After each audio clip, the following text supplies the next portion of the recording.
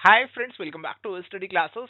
तो प्यारे दोस्तों, आप जानते हैं कि यूजीसी नेट दिसंबर 2024 एग्जामिनेशन का जो नोटिफिकेशन है वो आउट हो चुका है। अब नोटिफिकेशन आउट होने की खुशी तो बहुत हुई, बट उसके साथ साथ एक छोटी सी टेंशन भी आपके माइंड में जरूर आ रही होगी कि सर अभी कैसे पढ़ाई करें, क्या स्ट्रेटेजी हमारा होना चाहिए, क्योंकि अभी हमारी प्रिपरेशन काफी पड़ी हुई है, बहुत सारी चीजें अभी हमें करनी है। तो कैसे अपने प्रिपरेशन को मैनेज करें। कुछ ऐसे भी लोग हैं जो भी प्रिपरेशन छोड़कर बैठे हुए थे और अभी उन्हें लग रहा था पता नहीं अगला एग्जामिनेशन कब होगा कब नहीं होगा। तो ये सारे जो डाउट्स आ रहे हैं ना अभी आपके माइंड में प्रिपरेशन को लेकर, स्ट्रेटेजी को लेकर, तो वो सारे आज मैं इस वीडियो में एड्रेस करने वाला हूं। आइए फटाफट से आज के सेशन को स्टार्ट करते हैं। तो प्यारे दोस्तों, सबसे ज्यादा जरूरी है स्मार्ट वर्क। देखो, जब भी हमारे पास टाइम कम है और चीजें हमें ज्यादा कवर करनी है, तो हार्ड वर्क से बात नहीं बनेगी, स्मार्ट वर्क से बात बनेगी। देखो, अभी आपको क्या नहीं करना और क्या करना है वो मैं आपको बताता हूं। सबसे पहले बताता हूं कि क्या नहीं करना है। अगर आप एक एक यूनिट का हर एक टॉपिक अभी पढ़ने की कोशिश कर रहे हो, तो अभी आप कवर अप नहीं कर पाओगे जी। तो अभी ऐसा मत करना। अभी थोड़ा सा सेलेक्टिव अपने को होने की जरूरत है। कैसे सेलेक्टिव होना है वो भी मैं आपको आगे इसी वीडियो में बताने वाला हूं। अगर अभी आप डिटेल्ड नोट्स बनाने बैठ गए हो हर एक टॉपिक के, तो ये बिल्कुल भी मत कीजिएगा। आप हफ्ता 10 दिन तक शायद बना लें और उसके बाद आपको रियलाइज होगा कि आपने हफ्ता 10 दिन बेकार कर दिया, वेस्ट कर दिया, क्योंकि आगे ये एक्सरसाइज कंटिन्यू नहीं कर पाओगे। तो डिटेल्ड नोट्स टॉपिक के नहीं बनाने हैं। और अगर आप ये सोच रहे हैं कि प्रीवियस ईयर क्वेश्चंस का रट्टा लगा लेते हैं, याद कर लेते हैं, तो उससे भी बात नहीं बनने वाली है। क्योंकि एग्जामिनर समझदार है, वो चाहता है कि समझदार बच्चों को, समझदार कैंडिडेट्स को ही आगे लेकर जाया जाए। तो जिनको नॉलेज है, जिनको कंसेप्ट क्लैरिटी है, वही आगे जाएंगे। रट्टा लगाने वाले आगे नहीं जाएंगे। तो आपका फोकस होना चाहिए उन चीजों के ऊपर जो कि आपके एग्जामिनेशन के लिए सबसे ज्यादा रिलेवेंट है। ये आपको कैसे पता चलेगा, मैं अभी आपको बताऊंगा। इसके अलावा डिटेल्ड नोट्स मत बनाइए जी। आपको नोट्स बनाने हैं, बनाने भी चाहिए। उसके अंदर लिखिए केवल आपके जो इंपॉर्टेंट फैक्ट्स हैं, फॉर्मूलाज हैं या की पॉइंटर्स हैं, उन्हीं को जगह दीजिए। तो जैसे आपके फॉर्मूलाज आते हैं बहुत सारे, आप उनको नोट डाउन कर लीजिए। बहुत सारे फैक्ट्स आते हैं, जैसे आरबीआई कब बना था, कौन से एक्ट के अंदर बना था, कौन सा अकाउंटिंग स्टैंडर्ड किससे जुड़ा हुआ है, कौन सा सस्टेनेबल डेवलपमेंट गोल किससे जुड़ा हुआ है। तो आप अपने फैक्ट्स को नोट डाउन कीजिए। आप हर एक चीज को नोट डाउन करने बैठेंगे जनाब, तो फिर आपका टाइम काफी वेस्ट हो जाएगा और इतना कुछ आप एंड में रिवाइज भी नहीं कर पाएंगे। तो आप केवल इन्हीं चीजों को नोट डाउन करो ताकि आप लास्ट मिनट पे इन चीजों को रिवाइज भी कर सको। इन चीजों को बनाने का मकसद है कि लास्ट मिनट पे हमारा रिवीजन आसान हो जाए। इसके साथ साथ आप जो प्रीवियस ईयर क्वेश्चंस कर रहे हैं, तो प्रीवियस ईयर क्वेश्चंस को याद करने के बजाय थोड़ा सा उनमें दिमाग लगाइए। सोचिए कि किस तरीके का क्वेश्चन है और किस तरीके से आंसर पे पहुंचा जा सकता है, क्योंकि अल्टीमेटली यही चीज आपको एग्जामिनेशन में मदद करने वाली है। तो question as it is repeat नहीं होगा, बट मिलता जुलता क्वेश्चन आ सकता है। तो आपको जो कंसेप्ट पूछा गया पिछले सालों में, उस कंसेप्ट को आप अच्छे से कवर अप कीजिए, ताकि इस कंसेप्ट से अगर कोई मिलता जुलता क्वेश्चन आए तो आप उसे भी हैंडल कर पाए। तो कैसे करें स्मार्ट स्टडी, कैसे करें सिलेक्टिव स्टडी। तो आप प्यारे दोस्तों अभी नजर डालिए स्क्रीन के ऊपर, और स्क्रीन के ऊपर अभी आप केवल जो हमारा ये ऊपर वाला पार्ट है इस पे नजर डालिएगा। अब देखो, आपका जो सिलेबस है और आपकी जो नॉलेज है, उन चीजों को मैं लेकर चल रहा हूं और मैंने यहाँ पे एक चार्ट, एक टेबल बना दिया है। इसके अंदर आपको 4 पार्ट्स देखने को मिल रहे हैं। आपके सिलेबस में कुछ ऐसी चीजें हैं जो इंपॉर्टेंट हैं, और ऐसी चीजें हैं जो इंपॉर्टेंट इतनी ज्यादा नहीं है। सर कैसे पता चलेगा ये चीजें हमारे लिए इंपॉर्टेंट है या इंपॉर्टेंट नहीं है। ये सारी नॉलेज आपको मिलेगी प्रीवियस ईयर क्वेश्चंस के थ्रू। प्रीवियस ईयर क्वेश्चंस अगर आप लगाओगे तो उससे आपको पता लग जाएगा कि एग्जामिनर कहां से, किन टॉपिक से सवाल पूछता है। हमने पिछले कुछ समय पहले एक वीडियो भी डाला था इंपॉर्टेंट टॉपिक्स का लिस्ट का। वो भी मैं वीडियो का जो लिंक है वो डाल दूंगा इस वीडियो के डिस्क्रिप्शन में या फिर कमेंट में, तो आप उसे भी चेकआउट कर सकते हैं, रेफर कर सकते हैं। प्रीवियस ईयर क्वेश्चंस आपका बेस है। प्रीवियस ईयर क्वेश्चन से आपको पता लगता है कि कौन से टॉपिक्स इंपॉर्टेंट है, कौन से यूनिट्स इंपॉर्टेंट है, कहां से सवाल कैसे बन सकते हैं, तो ये आपको पता लगता है। और दूसरी तरफ है आपकी नॉलेज। आपको कुछ चीजें आती होंगी और कुछ चीजें नहीं आती होंगी। तो देखो, अगर कोई चीज ऐसी है जो इंपॉर्टेंट है, प्रीवियस ईयर क्वेश्चंस में बार बार पूछा जा रहा है, जैसे अगर मैं आपको एग्जांपल दूं, आपकी इंटरनेशनल ट्रेड थ्योरीज है। अब बार बार ऑलमोस्ट ये पूछे जा रहे हैं कौन सी थ्योरी किसने दी। और अगर ये आपको आती है तो बहुत बढ़िया, आप प्रैक्टिस करते रहिए, पीवाई क्यूज लगाते रहिए, एमसीक्यूज लगाते रहिए, तो ये चीज आपकी जो नॉलेज है वो मेंटेन रहेगी, रिवाइज होती रहेगी। अगर ये चीज आपको नहीं आती, आपने देखा अरे इस टॉपिक के ऊपर सवाल आ रहे हैं और ये मेरे को आती नहीं है, तो देखो फिर आपको ऐसा नहीं करना है आगे बंद कर लेनी है या टॉपिक को स्किप कर देना, क्योंकि फिर एग्जामिनेशन में दिक्कत आएगी। तो वैसे टॉपिक्स को आपको डिटेल में कवर कर लेना है। तो अगर आप स्टार्टिंग पॉइंट ही अपनी प्रिपरेशन का प्रीवियस ईयर क्वेश्चंस को बनाकर चलेंगे और हर एक यूनिट के साथ उसके प्रीवियस ईयर क्वेश्चंस को देखेंगे, तो आप सेलेक्टिव स्टडी प्लान इजीली बना सकते हो। आपको पता लग जाएगा कि इस यूनिट से कैसे प्रीवियस ईयर क्वेश्चंस आ रहे हैं, और फिर आपको ये पता लग जाएगा कि आपको वो आते हैं या फिर नहीं आते। आते हैं तो बहुत बढ़िया, नहीं आते तो उनकी डिटेल में आपको स्टडी करनी होगी, नहीं तो एग्जामिनेशन में जाके आपको दिक्कत आएगी। अगर कुछ ऐसे टॉपिक्स हैं, कुछ ऐसे हमारे सिलेबस के अंदर टॉपिक्स हैं जो इंपॉर्टेंट इतने नहीं है, क्योंकि इतने सवाल उन पे देखने को नहीं मिल रहे हैं, तो आप ऐसे टॉपिक्स को अगर ऑलरेडी आपको आते हैं तो ठीक है, बहुत बढ़िया, आप पीवाई क्या उसमें उनकी प्रैक्टिस करते रहिए।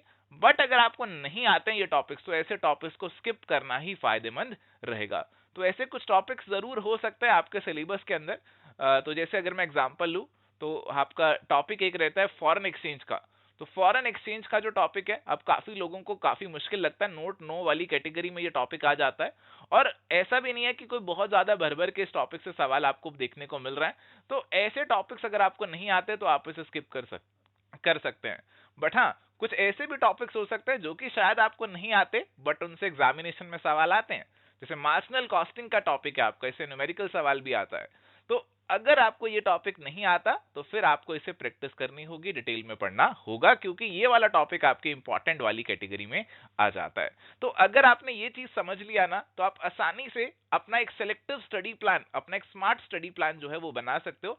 और आपकी ये चीज को और आसान करने के लिए, अगर आप एवर स्टडी क्लासेस के कोर्स में है, तो हमारे कोर्स में ऑलरेडी चीट शीट्स डले हुए हैं, और उन चीट शीट्स में हमने हर एक वीडियो के साथ, जो भी हमारे वीडियोस डले हुए हैं कोर्स के अंदर, हमने एक चीट शीट बना दी है। उसमें लिख दिया कि कौन सा ज्यादा इंपॉर्टेंट है, कौन सा कम इंपॉर्टेंट है, किसको आप स्किप कर सकते हैं।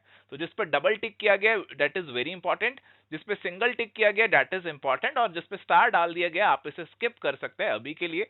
और साथ ही साथ हर एक टॉपिक के साथ आपको माइंड मैप्स भी मिल जाएंगे, which is basically one page summary of every topic, जिससे आपका जो टॉपिक है फटाफट से कवर हो जाएगा, रिवीजन में भी आपको उसकी हेल्प मिल जाएगी। तो प्यारे दोस्तों, इससे पहले मैं आगे बढ़ूं और स्ट्रेटेजी से जुड़ी हुई कुछ और बातें आपके साथ करूं, तो अभी आपको मेरे को बताना है कि आपका लेवल ऑफ प्रिपरेशन अभी क्या चल रहा है, अभी आप किस स्टेज पे हैं आपके प्रिपरेशन के अंदर।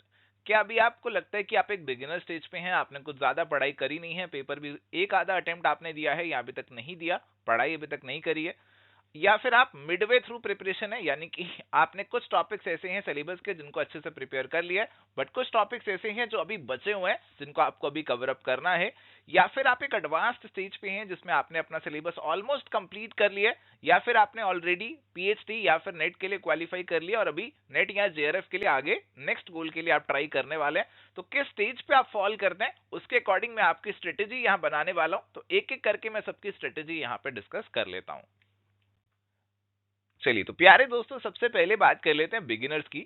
तो अगर आप अभी बिगिनर स्टेज पे है, ज्यादा कुछ पढ़ाई अभी तक आपने करी नहीं है, आपको प्रिपरेशन करना है इस एग्जामिनेशन के लिए, तो समय तो कम है जी। अब इस समय को कैसे अच्छे से यूटिलाइज करें उसकी बात आपके साथ कर लेते हैं। देखो, आपका जो सिलेबस है उसे आपको कवर अप करना है। अब सिलेबस में आपको smart approach, smart strategy follow करनी है। कैसे फॉलो करनी है उसके लिए मैंने आपको ऑलरेडी पीछे एक टेबल भी बनाकर दे दी है।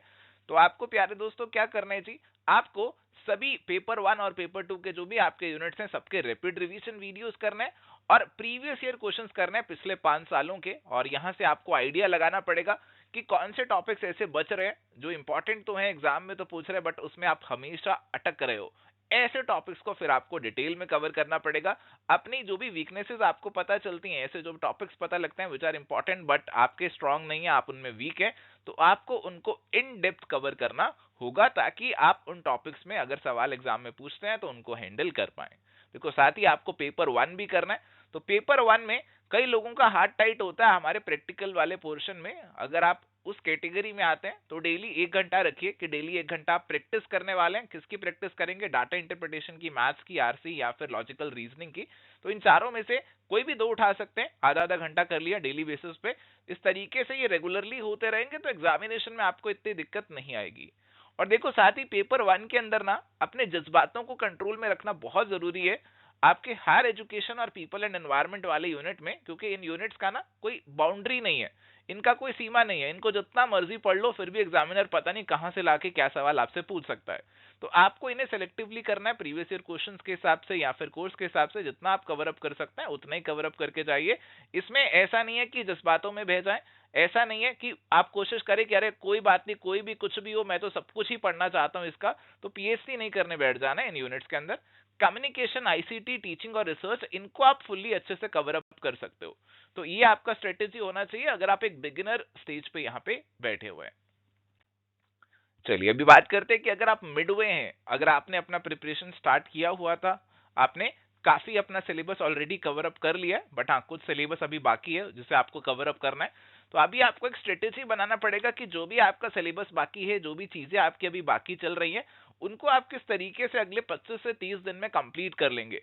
देखो आपको अपना जो भी टॉपिक्स अभी आपके पेंडिंग है, जो भी यूनिट्स अभी आपके पेंडिंग है, उनको अगले 25 से 30 दिन में कंप्लीट करना है। अगर तो थोड़े से पेंडिंग है तो आप आसानी से कर लोगे, अगर ज्यादा पेंडिंग है तो उन यूनिट्स के लिए आप अपनी बिगिनर वाली स्ट्रेटेजी फॉलो कर सकते हो, यानी कि रैपिड रिवीजन के थ्रू और पिछले प्रीवियस ईयर क्वेश्चंस के थ्रू आप उसे यहां पे कवर अप कर सकते हो, अगर ज्यादा यूनिट्स आपकी बची हुई हैं। एटलीस्ट डेली 1 घंटा डिवोट कीजिए पीवाई क्यूज के ऊपर, अगर पीवाई क्यूज हो गए हैं तो मॉक टेस्ट लगा लीजिए, एमसीक्यूज लगा लीजिए।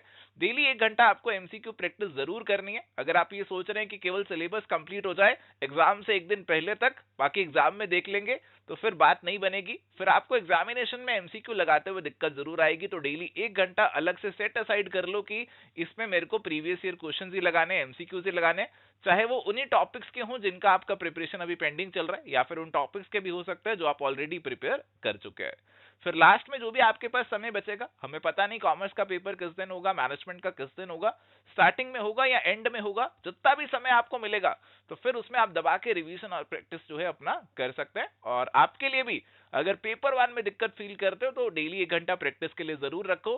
हायर एजुकेशन, पीपल एनवायरनमेंट को थोड़ा सा सिलेक्टिव ही रखना, हाँ बाकी वाले जो यूनिट्स हैं आप उनको थोड़ा सा डिटेल में कवर अप कर सकते हो। चलिए तो प्यारे दोस्तों अब आते हैं जी रिफाइनमेंट के ऊपर। अगर आप उस कैटेगरी में आते हैं कि आपका प्रिपरेशन एडवांस लेवल पे है, it is almost done, 99% preparation हो चुका है, 100% तो किसी का नहीं हो सकता, हर कोई हर एक टॉपिक का मास्टर नहीं हो सकता। आपने ऑलरेडी इस एग्जामिनेशन के लिए प्रिपेयर किया या फिर ऑलरेडी क्वालिफाई भी किया पीएचडी या फिर नेट को, और इस केस के अंदर देखो मैं तो यही बोलूंगा कि your maximum emphasis should be on practice. Practice करनी चाहिए ज्यादा से ज्यादा। अगर अभी तक पीवाई के प्रैक्टिस नहीं करी थी ज्यादा, तो पीवाई के प्रैक्टिस करो, it is the first priority. अगर पीवाई के ऑलरेडी आप बहुत सारे लगा चुके हो तो फिर एमसीक्यू प्रैक्टिस पे आ जाओ, यूनिट वाइज मॉक टेस्ट लगाओ, फुल लेंथ मॉक टेस्ट लगाओ। Practice should be your core strategy. अब ये जो प्रैक्टिस आप करोगे ना, उससे आपको आइडेंटिफाई करना है योर वीकनेसेस। वीकनेसेस आपको आइडेंटिफाई करनी है। पिछली बार अगर आपने पेपर दिया था तो उससे भी आप आइडेंटिफाई कर सकते हैं कि कौन से एरियाज में आपको दिक्कत आई थी, कौन से आपके वीक एरियाज है, और उन वीक एरियाज को आपको डिटेल में कवर अप करना है, अच्छे से कवर अप करना है। उनको आइडेंटिफाई कर लो, नोट डाउन कर लो, और उनकी डिटेल में आप क्लासेस जो है अभी देख सकते हैं, ताकि आपकी वीकनेस आपकी स्ट्रेंथ में कन्वर्ट हो जाए। इसके साथ साथ जैसे मैंने आपको ऑलरेडी बताया, मॉक टेस्ट आपको डेली लगाने हैं, और संडे के संडे आप रख सकते हो कि फुल लेंथ मॉक टेस्ट आप लगाओगे पेपर 1 पेपर 2 का। टाइम मैनेजमेंट के साथ आपको ऐसी चीजें करनी होंगी। पेपर 1 में आपको भी दिक्कत है तो 1 घंटा प्रैक्टिस के लिए लगाओ। जो भी आपके कॉम्प्लेक्स टॉपिक्स हैं, हायर एजुकेशन, पीपल एनवायरनमेंट तो है ही है, बट अगर कम्युनिकेशन के भी आप प्रीवियस ईयर पेपर्स कुछ उठा के देखोगे तो कुछ सवाल बहुत ही कॉम्प्लिकेटेड से पूछे गए। तो ऐसे टॉपिक्स को लेकर अपनी जो सीमा है उसे पहचानो, अपनी लिमिट्स को पहचानो।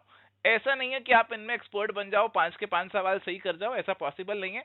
तो जितना कर सकते हो उतना कवर अप करके जाइए, बट पूरा का पूरा मास्टरी के चक्कर में ऐसा ना हो कि आपका प्रैक्टिस छूट जाए, आपके मॉक टेस्ट छूट जाए, फिर एग्जामिनेशन में दिक्कत हो जाएगी।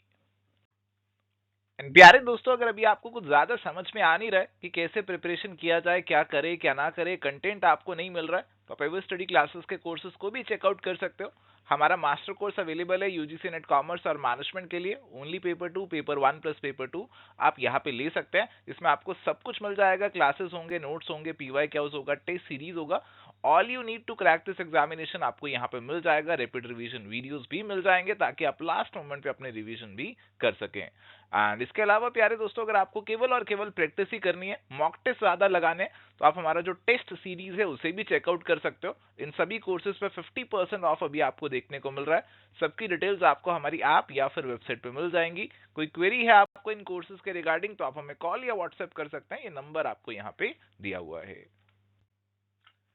तो आज के लिए प्यारे दोस्तों इतना ही जी। उम्मीद करते हैं कि आज के इस सेशन को देखकर आपको आइडिया लगा होगा कि किस तरीके से आपको अपना स्ट्रेटेजी बनाना है ताकि आने वाले एग्जामिनेशन में आप अपना गोल अचीव कर सकें। सबसे जरूरी है कि आप पॉजिटिव रहें, एक शेड्यूल बना लें, अपना रूटीन बना लें। अगर आप कंसिस्टेंटली नेक्स्ट 40 डेज अपना रूटीन बना के पढ़ाई करेंगे तो मैं गारंटी दे सकता हूं कि आप अपने गोल को अकम्प्लिश कर लेंगे। आज के लिए सेशन में इतना ही जी। मिलते हैं नेक्स्ट सेशन में। Till then goodbye, take care, all the best.